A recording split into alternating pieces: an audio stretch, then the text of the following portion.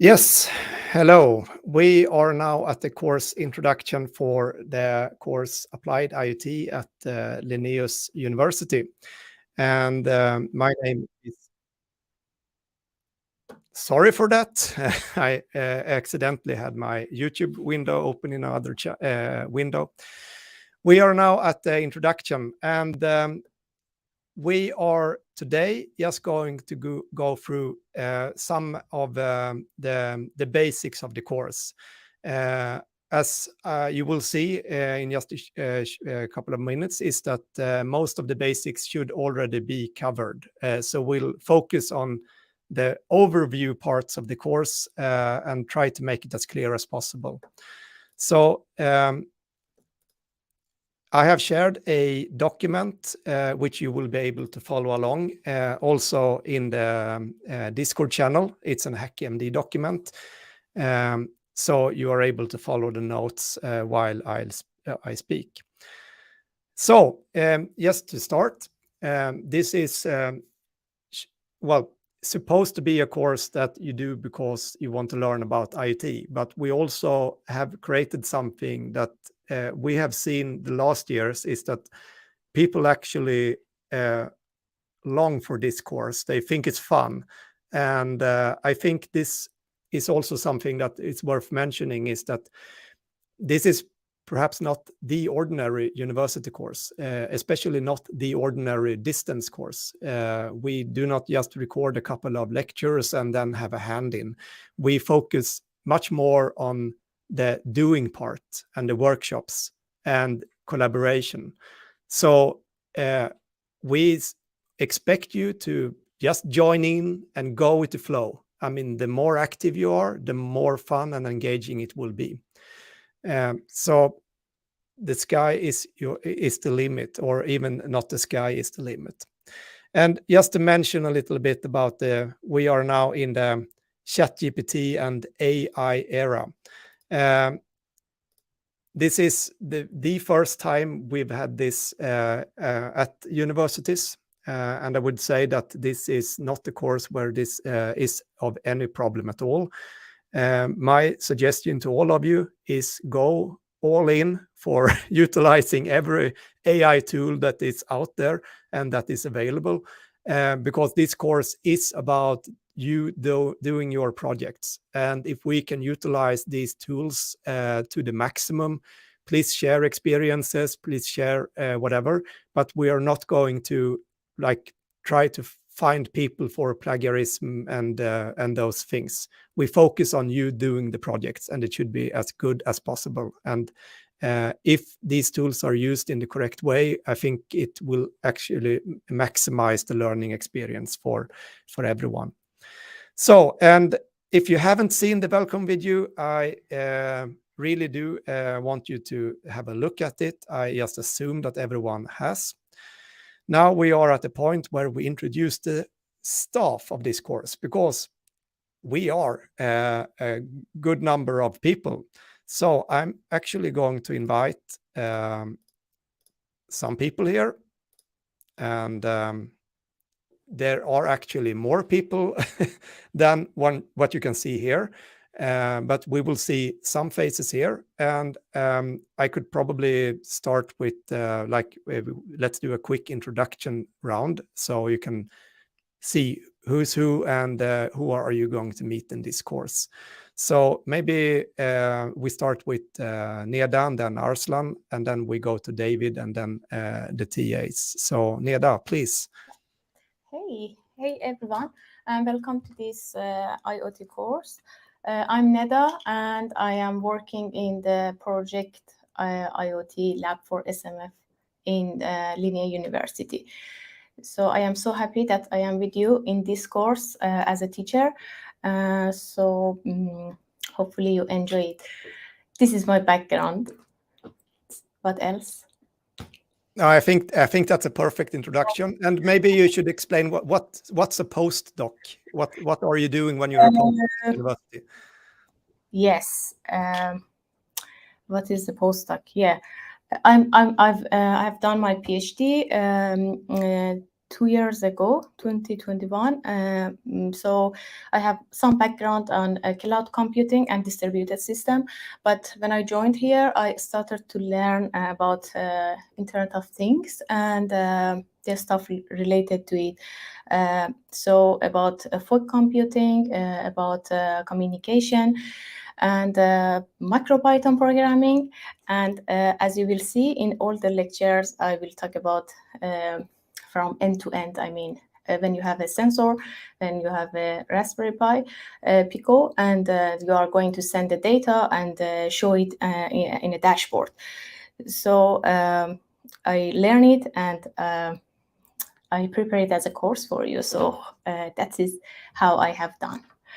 And I am working on that. Great. Let's continue on to Arslan. So. Yeah. So my name is Arslan Musaddiq, and I'm also working in LNU as one of the postdocs in Frederick's project, IoT Lab for SMF. So I'm very happy to be a part of this course. And in this course, I'm one of the teachers. And during second week, I will be giving lecture on mesh networking. And then in this lecture, it's not just theory. I will explain how to create a mesh.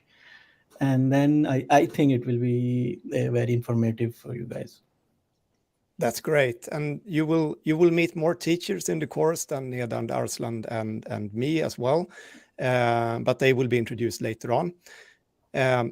And then we, like the gist of the course, and just to say that, I mean, one part of the course is obviously lectures, and those will be recorded.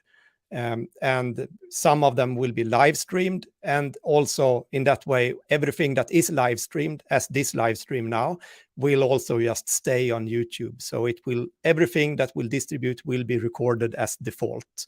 That is good to know. So you don't necessarily need to watch them live, but I can just say that watching them live is often more fun.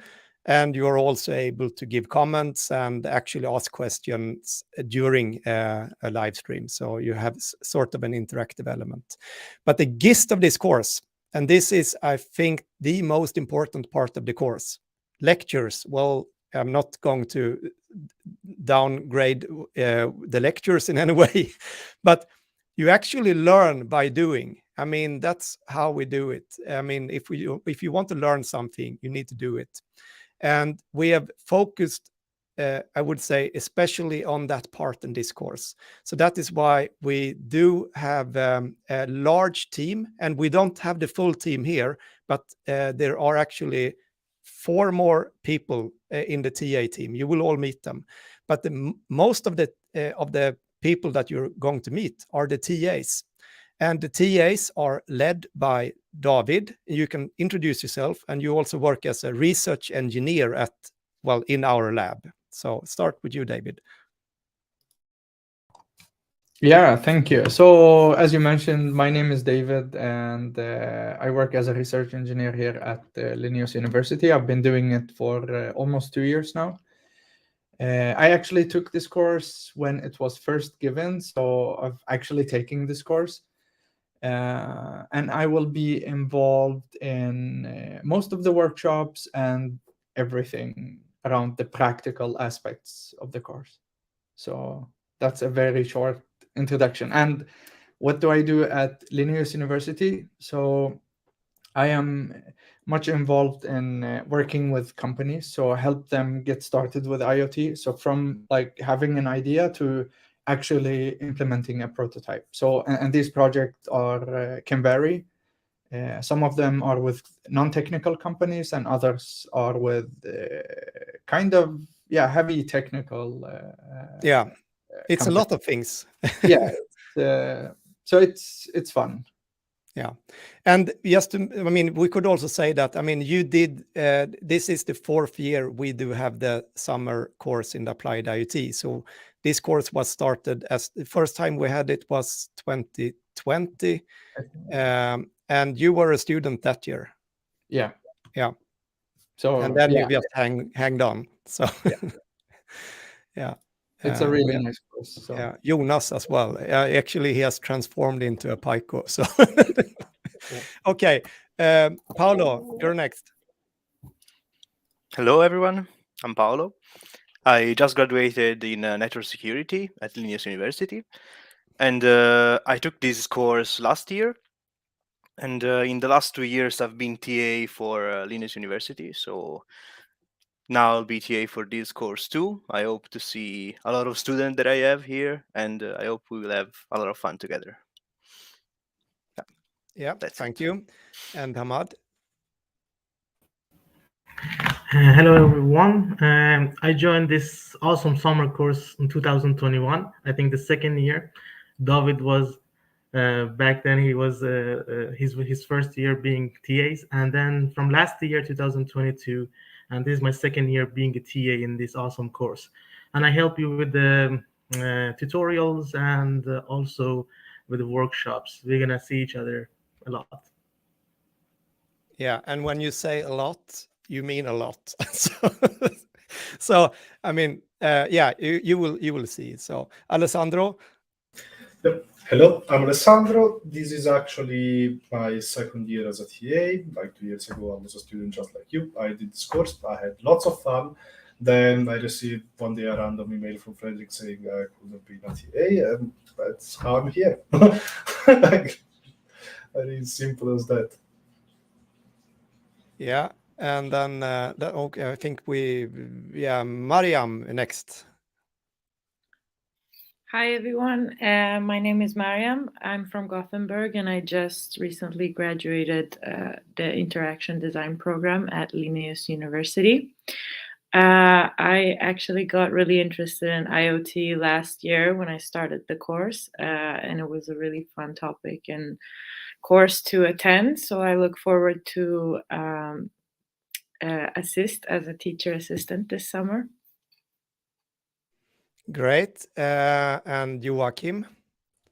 Hello, I'm Joachim, and I took this course last year and ended up being a TA for this year. And I've studied web programming, computer security, and I work as a programmer. And I'm also going to continue my studies in computer security after the summer. Great. And then Jonas, you have transformed back to human again now, so. Yes, I'm a transformer. My name is Jonas. I am a design master student at Högskolan Åland, and I also like to fiddle a lot with computers and electronics. And I took this course last year, and I thought it was so fun, so I wanted to get back in. So now I am a TA.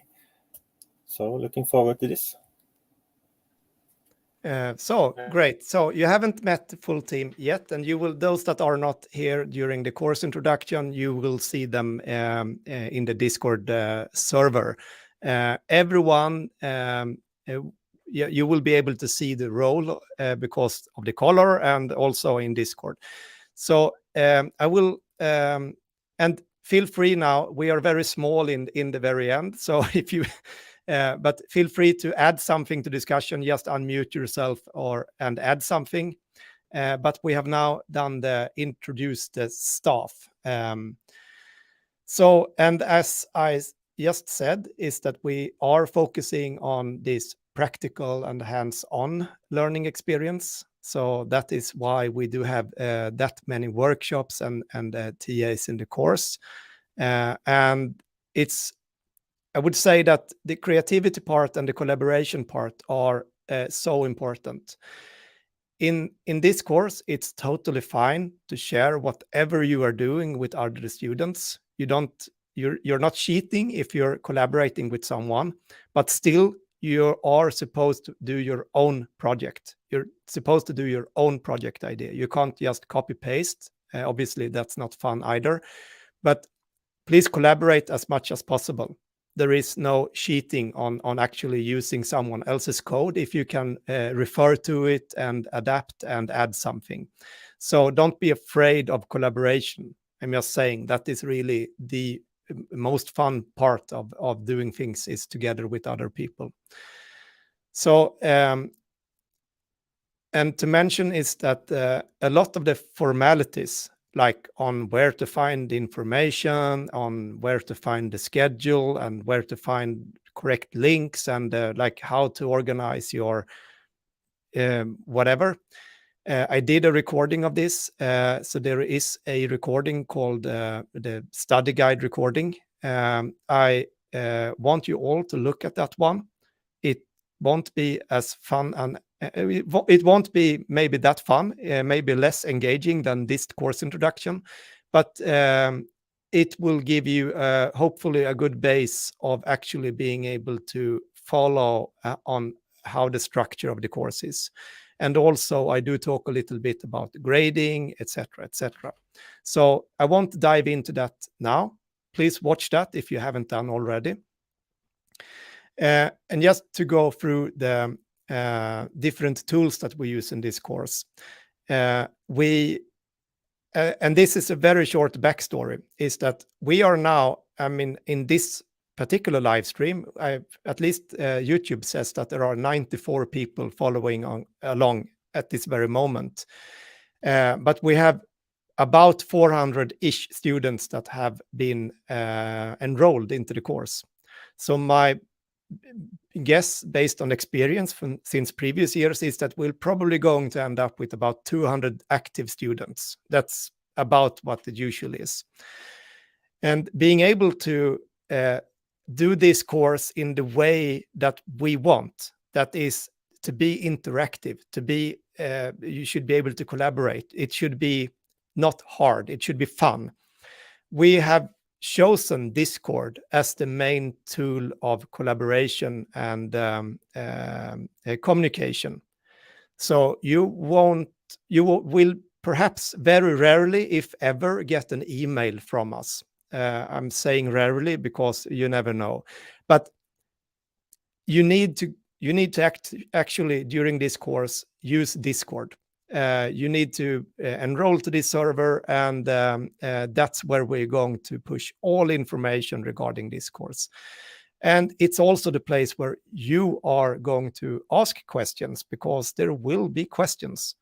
And please do not use this direct message approach. For one, you're actually not able to send direct messages to anyone in the Discord server, and that is by design. I want everything to be open. So if you have a question, I'm sure others have the same question as well. So that is why we want to keep it there. Joachim, you made an excellent video on how to utilize Discord. So I'm not sure, do you want to add something about this, Joachim, or?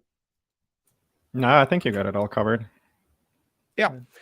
And I'm just saying that we have been using Discord for all the previous years, so it's nothing new for us. And I can also mention that in the Discord server, you will see loads of people that are not students in this course.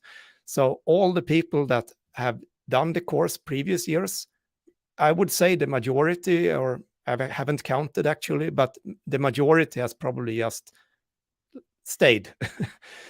And this is quite fun, because you will likely see that one or two or maybe more people are jumping in and maybe starting a discussion or helping out or whatever, even though they did the course a couple of years ago. And as this course is also, I mean, it's actually possible to join the Discord server even without being a student. As long as you, talk about IoT, it's okay. So it's also not a problem. But Discord can be a little bit challenging if you haven't used it before. You're greeted by this black window of text. It's easy to get lost in a Discord server, especially in a Discord server when so much things are happening. So that is why we have made, Joachim made this introduction video. Try to watch this, even though you think that you know how Discord works.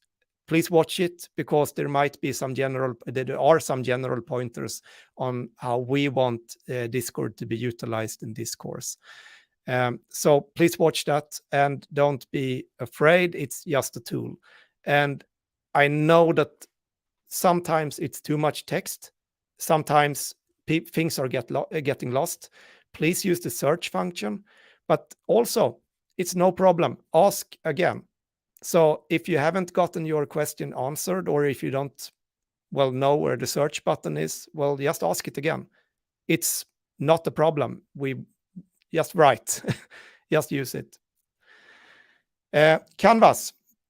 I've gotten some questions from students now asking me I don't find the course on my Moodle. And yeah, we are not using my Moodle in this course, and Moodle is the standard platform for Linnaeus University and also not very many, but I think a couple of other universities in Sweden. But we are using Canvas in this course, and there is a reason for using Canvas. We are actually using that because it's not as easy to do the things that we want in Moodle. Because I want the Canvas page to be an open page, more or less like a static homepage. It shouldn't be needed for you to get access to information behind a login wall. And in this case, the Canvas page, as you see now, it's me not logged in. So this is public information. So my suggestion to all of you is that you just drop this link in your bookmark bar, and then you will be able to access it without logging in. The only thing is that you need to log in is when you're going to do your quizzes and you're going to hand in your report. That's the only time you need to log into Canvas. So I'm just saying that there might be people that still haven't gotten access because of whatever, enrollment or whatever. No worries. It's actually not a problem. It's only the hand-ins and the quizzes. So everything else should be open. And the thing is that you also are able to see the schedule even without being logged in. If you log in, still you are able to subscribe to the schedule using your Google Calendar. You will actually be able to subscribe to an iCal link if you want.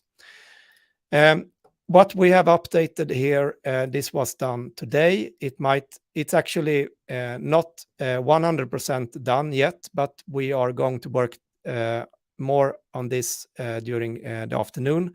But we will make a list, a digested list of what happens for lectures first week, second week, and then we will start to work on this. But you're able to digest these pre-recorded lectures already today. And it should be very clear on what is first week and second week and so on. But there is no problem for you to just do everything in the first week. There obviously will be a lot of lectures, but if you want to go ahead and do it before, it's not a problem. If you miss things the first week, you will be able to take it back the second week. But we try to align you to follow the schedule as much as possible. It will be easier. So that was the planning page, which I just demonstrated. We are also going to use GitHub. There will be some code resources that are on GitHub. So, for example, the TAs, they will most likely push some code snippets or whatever material that might be necessary for you to following on workshops and such. That will be hosted on GitHub. And GitHub is a place where it's easy to share code, essentially. So it's just using the right tool for the job. But if you haven't used GitHub before, don't be intimidated. It's just a web page. You can consider this as just another web page. You don't necessarily need to create a GitHub account or anything. You can just press the link and find the information and copy paste. We are also going to use HackMD, and HackMD is the tool that you're actually looking at now. It's just a markdown editor in the web browser. And this we will actually cover more in detail later on. I'm thinking about third week. I will make yet another video on this. But this will, Gitbucket is someone saying that maybe that could be suitable, but now we have a repository with everything. But anyhow, HackMD or GitHub, those will be the two platforms that you do your project in. So you can choose either one. And I would say for a beginner, it's much easier to make a nice looking report in HackMD than GitHub. But GitHub is also an option for those that want to do that. So that will be, well, the end examination of your course. And there is a question about where can we find this document that I'm scrolling through. Actually, I added a link in the live lecture questions in our Discord server for this particular document that I'm scrolling through now. And if we look at the hardware overview, I know that a lot of people, well, hopefully not a lot of people, I say some people might not have gotten their hardware yet. Please just follow along anyway. I would actually recommend you to joining in the workshops, even though you haven't got the hardware, just to get the feeling on and try to follow along. But it is essential for you to get hardware in this course. So the optimal scenario is that you already have your hardware. That is why we contacted you very early on. But I know from experience, and also some people have been contacting me today, and they wake up and, oh, the course starts today. What should I buy? If you are in that scenario, try to be creative. There is a possibility actually to get your hands on maybe something else than a Raspberry Pi Pico. I know they are available in Shell & Company and Amazon and a lot of different places. Even though ElectroKit might be out of them, I don't know. You don't necessarily need to buy the starter kit. The starter kit is a kit that we have created a bundle. It's a price-worthy starter kit for you to do this course. But you don't necessarily need to buy that one. You could buy whatever IT hardware as long as it is a microcontroller. So I'm not talking about a small computer, not the Raspberry Pi, but a microcontroller. If you are unsure of what I'm talking about now, well, we have the Discord server. Just drop in and ask, and then you can share links. Hopefully, the absolute majority of you already have the starter kit bundle. That is the optimal scenario. But I'm just telling you this because if you are in the situation when you don't have hardware, it will be solved. You will be able to get hands on hardware during this week. I'm sure of it. And we have been in collaboration with ElectroKit for all the years, and it's a really good supplier, and they are also active in our Discord server. So you can talk directly to ElectroKit, to Jim in our Discord server. And we have also been in collaboration with Sizable, which is a young guy in Linköping that actually has a small web shop and is super, super duper fast, and easy to get hold of. And very, very reasonable prices. But ask questions. And I would say maybe we want to add something about the workshop plans. Do you want to add something about that, David? Yeah, I think I added a section below hardware choices and recommendations. Yeah. Okay, then we can go directly to that one. Yeah. So workshops, as you just heard, will be the majority, the large part of the course. We're going to have, as you can see, we have allocated many hours for these workshops. And these will be 2-hour sessions where we, the TAs, get to help you with basically any issue you encounter during the implementation part. What do we do during a workshop? Well, every Monday we'll push the relevant videos and lectures for the week. You go through them, watch them, and see what's expected. We basically divided the whole course, the first 3 weeks of the course, into 3 different parts, where the first week we assemble the hardware, connect the sensor, start reading from the sensor or sensors. And for that, we'll have a set of lectures that Nia Danda have recorded. And then once everyone, once you watch those lectures and start to do this by your own, then you can get help if needed during these workshops.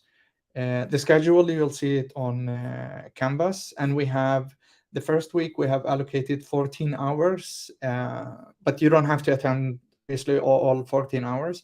If you think that it's enough with attending one workshop, that's fine. However, you're more than welcome to attend just as many workshops as you can. So important, you don't have to attend all the workshops. We will also follow this roadmap that some of you have seen under important links on Discord. We have been working on that for quite some time now. So when you get there, you will see what we're gonna do each week, these 3 weeks, and then you'll also see all the relevant deadlines to the left-hand side. So you can see when the quizzes are due and when the presentation and so on are due. So yeah, I think I covered like the attendance expectations, and then how many workshops we're gonna have in terms of hours each week. Yeah, and is there anything like when we talk about the workshop, so do every student need to follow all the workshops, or how does it work? No, it's like if someone needs help, you can attend one workshop and then get to ask one of the TAs, even discuss. And then if the student thinks that, okay, I got the help that I needed, then it's fine. You don't have to attend any more workshops, but yeah, it's spending time. You'll probably see in this course, like the spending time with other students that also do the same thing as you do is quite fun. Yeah. And maybe also, I mean, one thing that I think is quite interesting is that last year's you had this silent work channel. Could you describe what that is? Yeah, so basically silent, usually let's talk about how it actually is when you're attending a workshop. So usually we have either a staging channel or a regular voice channel. And then sometimes I think last year we could have like 50, 60 students in one single channel. And then we had one of the TAs go through the agenda, maybe in more detail. And then everyone had the choice to either follow with one of the TAs, depending on, let's say, if you're working on Mac, Linux, or Windows. We had walkthroughs for like all the different operating systems, and also different types of tasks. So, for example, sometimes or we had students that wanted to send data using Wi-Fi. So we had one TA have one group of students in one voice channel, and then we had another group of students with another TA working on, for example, LoRaWAN. But yeah, you're on this big voice channel, and you get to listen to either one of the TAs or other students asking for help. Yeah.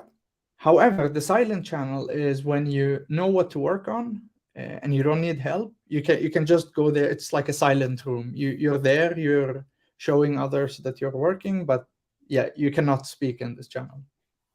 Yeah, it's just a way to sort of be in a room. So if you like being in a classroom or in the library, when you have these Yeah. group rooms in the library where you're not allowed to talk if not really necessary, silent room. Yeah, but that anyhow, I mean, I think that's very clear now, hopefully, is that, well, join the workshops, and the first week it will be many people, and it might be a little bit chaotic, just like, and all of you TAs, you have a lot of experience on this. You will divide, you will create different rooms, and, well, everything has sort of just happened organically. If you are not confident in, like, in these kind of things, just ask. It's actually just do that. Yeah, and also I want to add one more thing. So as a student, I know that sometimes life happens, and let's say the first week I'm expected to, like in this case, we're expected to connect the sensors and then read the sensor data. Let's say for any reason that you either didn't get your hardware in time, or for any other reason you didn't manage to do this in time. Don't panic, because the next week we'll have at least 1 or 2 TAs we're going to be asking everyone in the beginning of each workshop session if everyone finished or not. So if we have students that didn't manage to finish the first week, all the tasks in the first week or objectives in the first week in time, you'll get help the week after. Yeah. So there is no worry. You don't have to worry or panic because, you're not in phase anymore. Yeah. That's great. So more information, and you will obviously see how it works when you join in, because it might be hard to explain if you haven't done this before. But anyhow, and there are some questions about programming languages and such. And just to emphasize on this, that you are able to, we have a recommended hardware in this course. It will be the Raspberry Pi Pico wireless. If you buy the start kit, that is what you will get. If you don't buy the start kit, obviously try to get your hands on a Raspberry Pi Pico, not the Raspberry Pi. It's a little bit confusing, but the very, very small, very inexpensive. So if it costs more than 100 crowns or around that, it's probably not the Raspberry Pi Pico. So they should be very inexpensive. So you're paying 1,000, then you're buying a Raspberry Pi. And that is not the base for this course. But if you want to go for any other kind of hardware, it's fine. And we have been using the ESP32 based boards all the previous years. So there are a lot of material from that. So I would say that if you're not able to get your hands on a Raspberry Pi Pico, try the ESP32. It's a solid option and it works really well. If you want to utilize whatever hardware you have, and if you have maybe Arduinos lying around or so, actually that's fine as well. But it needs to be some kind of internet connectivity. So if you just take a standard Arduino Uno, it doesn't have internet connectivity. That you will need to have. But Arduino has a lot of boards with IoT connectivity. We will also do some exploration of LoRaWAN and LTE. This will happen later on in the workshops. But I just suppose, and this is also from experience, that the majority of you students will most likely work with Wi-Fi. Some of you might work with also Bluetooth, but LoRaWAN and LTE will be things that we will cover. LTE is if you have bought hardware for that, but it's actually not too much different from working with LoRaWAN from the programming standpoint. And why we have chosen MicroPython, because that might be a question that is worth addressing. Why are we not working with C++ in this course? If we're talking about the world of embedded systems and IoT, C++ is, I would say, the language. If you go and look, and if you want to work as an embedded developer, it will most likely be C++. But this is an introductory course, and we want you to focus on high-level programming. So that is why we are focusing on MicroPython, which is an excellent language for starting off from scratch if you're going to learn IoT. And it has been a lot of developments in this area. If we're talking about the last couple of years, MicroPython is just a couple of years old. I think it was 2018 it was introduced. So we're talking about 5-ish years since it has existed. And it's a really, really good language for prototyping and actually focusing on the project. So think that we are 40 minutes into the course introduction, and I won't keep you on hold. As I said, the majority of the formalities are already covered in the video about the study guide. So if you haven't watched it, please do after this video, and then you can take on going on to the lectures. I would also shout out for the live stream day. We do have a 12-hour full stream. This is something that I'm sure won't happen in many other university courses, but we have doing this for a couple of years now. So please schedule the 21st of June. It will be a full day. We'll stream to YouTube for one full day, where we will do a lot of IoT projects in our lab. We will have a 3D printing workshop, and that is actually the only thing that is, I wouldn't say obligatory, but included in the course material. So 3D printing will be a part of the course. It's part of the course objectives. We will cover that during the live stream day. But just keep it in your schedule. It's already on the course schedule, but this will be a fun day. Now you know. Moving forward, we will also do weekly video logs every Friday, I think with some exception because there is some holiday. But we will have weekly blogs, which will not be lectures, but rather lifting up all questions and trying to sort out different things. This will happen every Friday at, I don't remember the time now, but it's in the schedule. I think it's in the afternoon. Is it 2 or 3 o'clock? Yeah, I think it's 3 o'clock. But yeah, okay. And we have it in the schedule. And just to note, I mean, nothing is actually required to follow live as you're doing now. I mean, 100 people are following this live stream, but it's more engaging for the people that are doing something if there are people actually watching and interacting. And I am now also looking at all your questions in the live lecture question channel and also in the comments here on YouTube. And I would actually encourage you to put rather questions in the Discord server live lecture questions than on YouTube. I won't turn the comments off on YouTube because I don't see the point. But if you try to keep all the questions on the same server, it's easier to manage all the questions if there is just one place for them. And then you're also not public with your name. If you don't want that, then it happens in the Discord server. That just is one thing for the workshop. So just to be clear, the workshops will not be recorded. So if you want to attend the workshop, you need to attend, and it's going to be a live session, not recorded, obviously for, among other, integrity reasons. So we don't record those. Yeah, exactly. That's correct. And also, there will be more information about that, but the last week of the course, that will be the examination week. So basically, week 1, 2, and 3 of the course, we will have lecture material and a lot of workshops. So the first 3 weeks of the course, you will start fiddling with the hardware, assembling hardware. That is this week. Next week, we'll continue on to connectivity, and the third week will be a little bit about visualization and like connecting to platforms. The 4th week of the course, we will focus more on actually helping you out with your projects. There might be, not only might, there will be added lectures even during the 4th week of the course. But just to make sure is that the 5th week of the course basically is you presenting your project.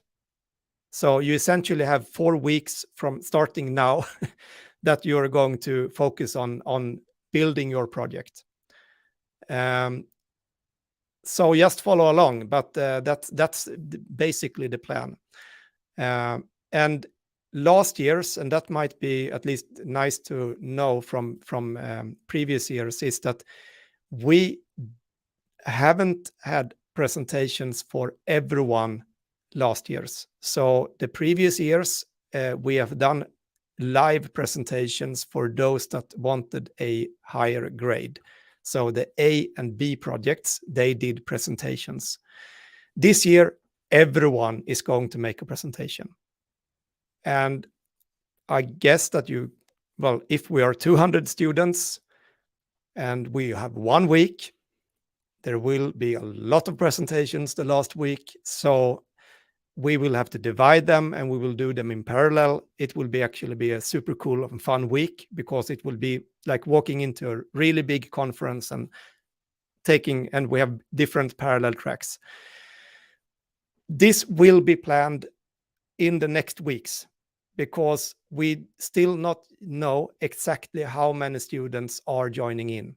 That is the problem. We have hundreds of students that they are enrolled, but they might not be in the course. So that will be a planning exercise for, I would say, the next weeks.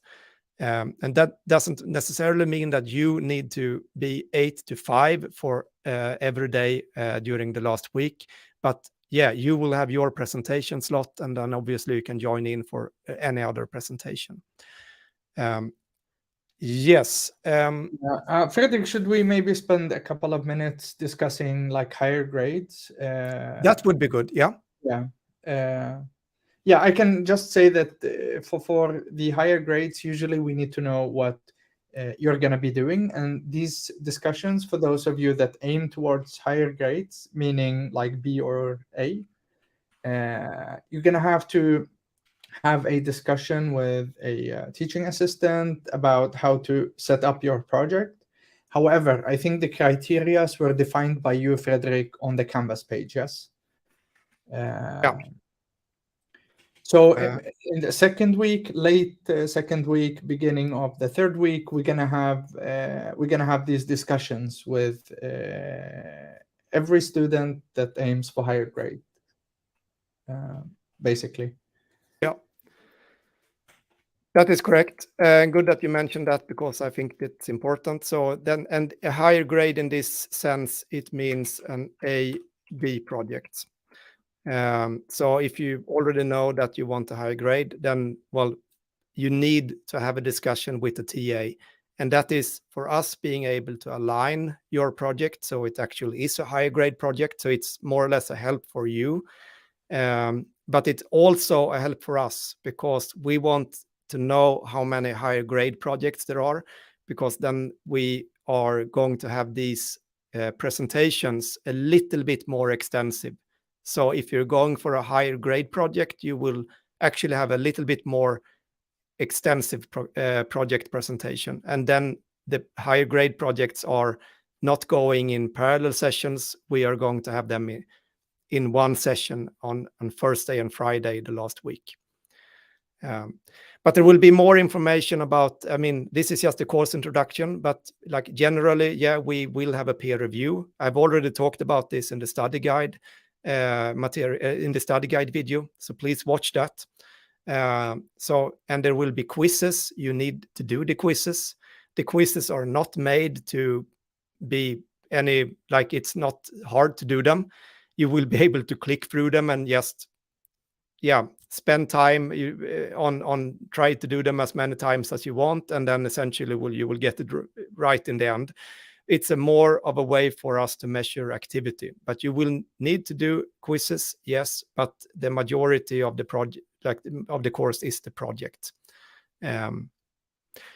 Yeah. Maybe we add everyone to the stream again, and then we can say hi and welcome once more, and then I don't know. I also I'm remembering a lot of things now, but good that I'm doing it now live. So on Discord, most of you won't see all the channels. So I think in Joachim's video, you may have seen many more channels than you actually have. This is because you still don't have the student role, and this will happen today during the day or tomorrow by latest. Yeah, so if you don't see all the Discord channels, don't worry. You'll see them either today during the day or tomorrow. Okay, so let's see if there are any questions that aren't already answered in the Discord server. No, it doesn't seem to be like that. Okay, in that case, I think that we can welcome everyone to the course, and it starts today. I know it's a red day tomorrow, a holiday tomorrow, so I don't necessarily expect everyone to be working on the course that day. But this week, we just continue on, and don't forget, be active. If there is anything that you think that it's hard to understand, ask questions. And then obviously we will try to update every information that is available. So you will most likely see changes on the information that is on the Canvas page during the course. So I see a question on here on YouTube, any preferred IDE. So if you just follow the roadmap under important links, you'll see what the development environment we recommend, and also alternative paths. So in the roadmap, you're going to see green arrows. Those are the recommended paths. You can take whichever, leading to the next box. And then you're going to see orange arrows. Those are alternative paths. So if you, for any reason, don't make the green path to work out, then you can just swap until you get help. So, David, may I ask something on that? yes. On the roadmap, you see the boxes. Each box has a small text. You can click on that and it opens the tutorial relating to that box. But I also have seen some students, they downloaded the roadmap from last year. It was roadmap version 4 for last year. The difference is that last year the focus was ESP32. So most of those tutorials have been changed, because this year we use Raspberry Pi Pico, and also last year we have used Atom as an IDE, which is not supported by now, and we use VS Code. So it's better to follow this year if you have Raspberry Pi. But still, some of those tutorials from last year is valid if someone already downloaded the PDF file roadmap from last year. Yeah, but really great, two great points. So yeah, those boxes are actually clickable. And then if you have downloaded the old version, I today uploaded a new version. So if you also want to get the new one, just go ahead and download it from important links on Discord. yes. In that case, yeah, and there was a question about, do you need to choose your project right away? Actually not. You can just spend time. Actually, you could probably choose your project 4th week of the course, as long as you do your project. But my recommendation for choosing a project is that try to do something that matters to you. So we have seen a lot of projects that are measuring like temperature and humidity in greenhouses. I mean, if you're interested in that kind of thing, obviously you should go for it. But I mean, it's more fun if you try to make something that actually matters, something that you're interested in, something that you want to connect, or something that you want to explore. Try to take this opportunity, make something that matters for you. If you can't find that, well, look around, look in the project inspiration channel, chat with people.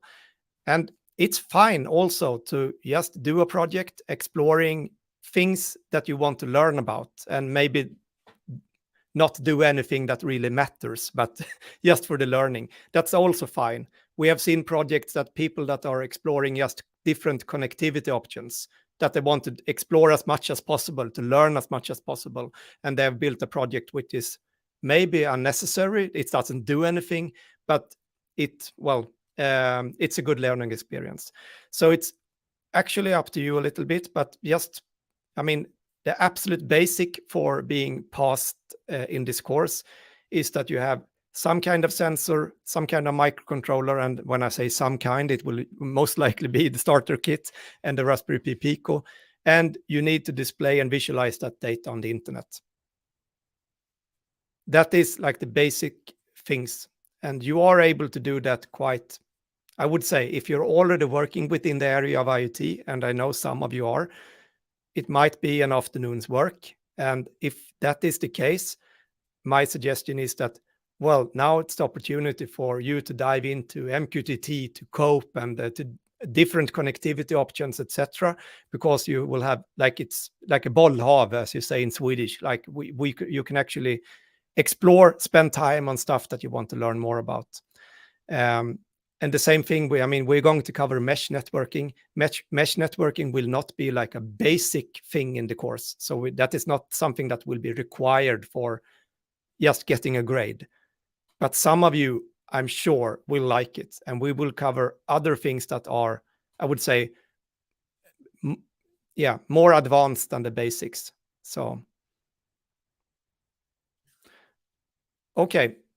In that case, welcome everyone, and welcome to the whole teaching team as well.